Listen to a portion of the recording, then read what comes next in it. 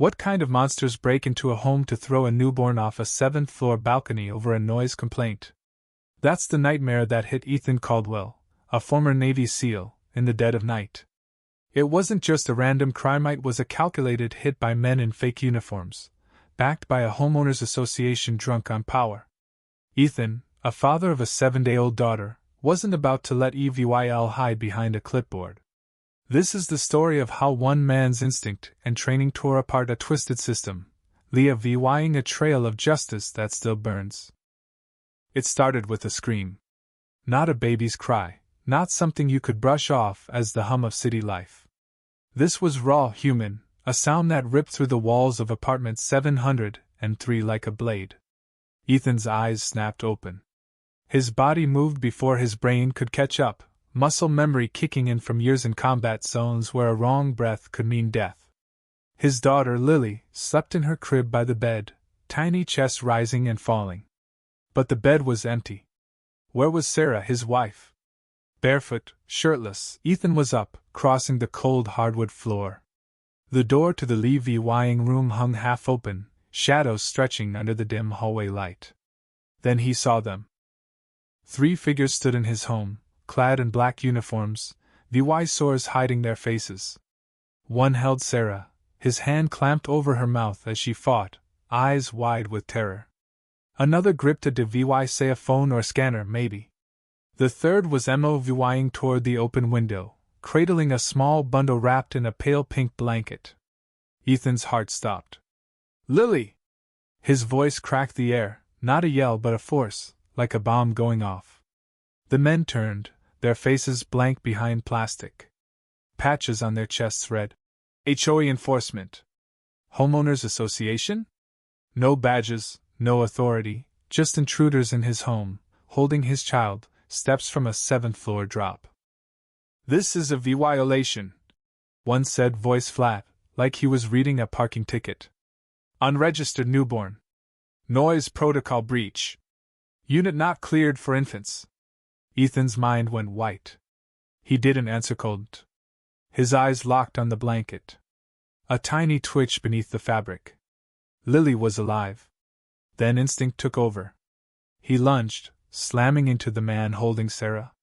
They hit the floor hard, Sarah gasping, rolling free. The second man reached for a baton, but Ethan was faster, his elbow crashing into the guy's throat. The man collapsed, choking. The third, at the window, lifted Lily higher, like he was about to let go. Ethan sprinted, the world slowing to a heartbeat. He grabbed the blanket midair as it slipped, pulling it back, crashing to the floor with his daughter against his chest.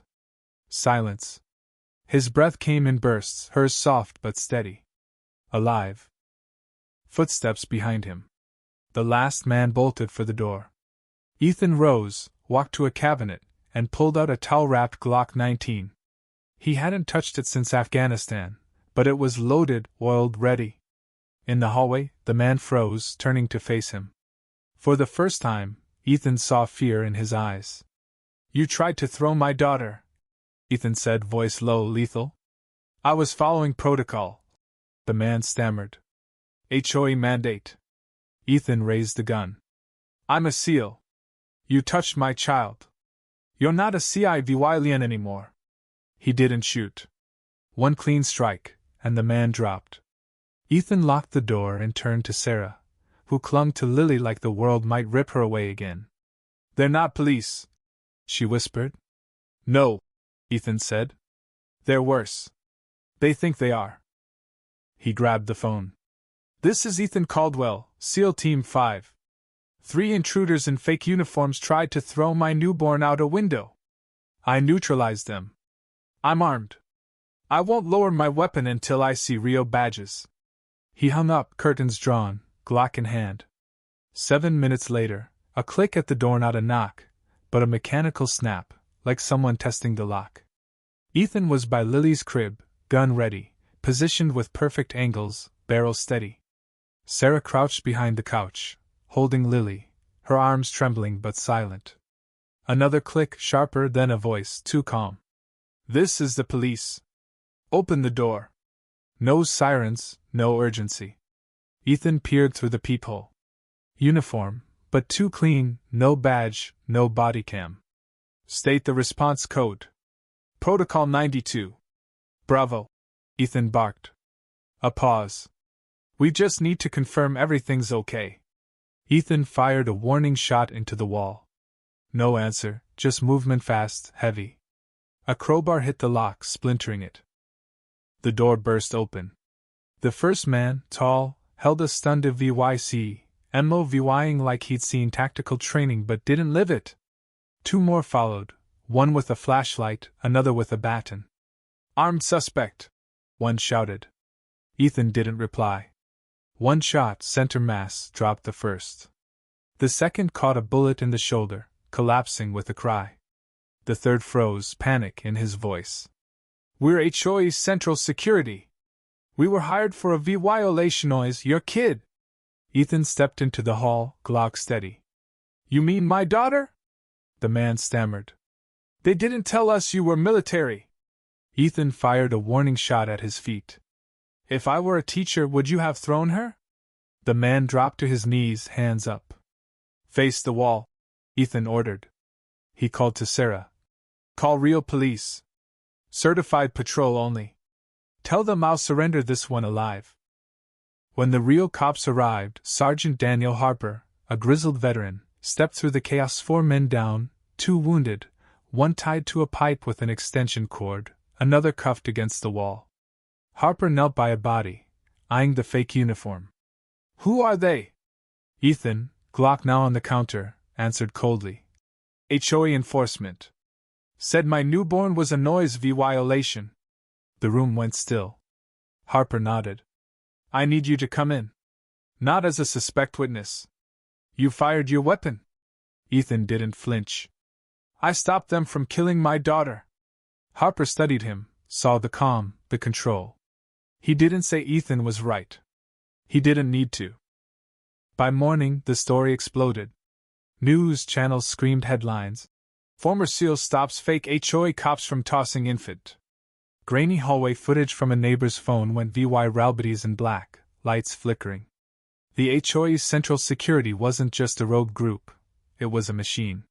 Federal agents found 27 families across 5 counties targeted with the same playbook: late-night visits, vague violations, no paper trail. Some families vanished, labeled voluntary exits. A leaked spreadsheet listed compliance targets, crying babies, barking dogs, anything disruptive. Apartment 703 was Tier 1 priority. After Lily's cries at 2:16 a.m. One enforcer cracked under questioning, spilling it all.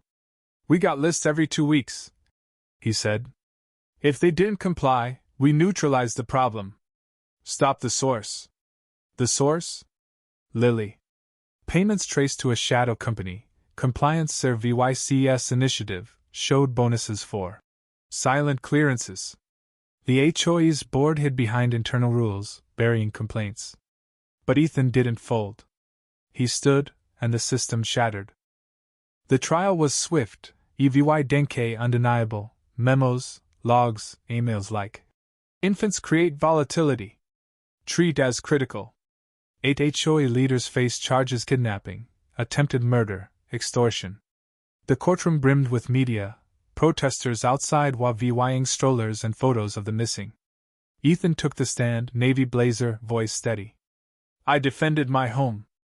They weren't soldiers. They were hollow.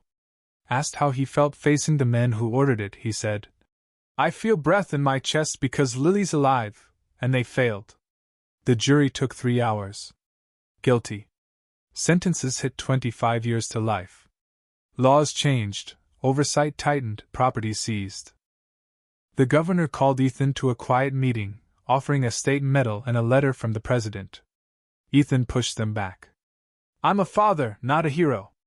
The governor nodded. That's why it matters. You showed what right looks like. Ethan left without a word.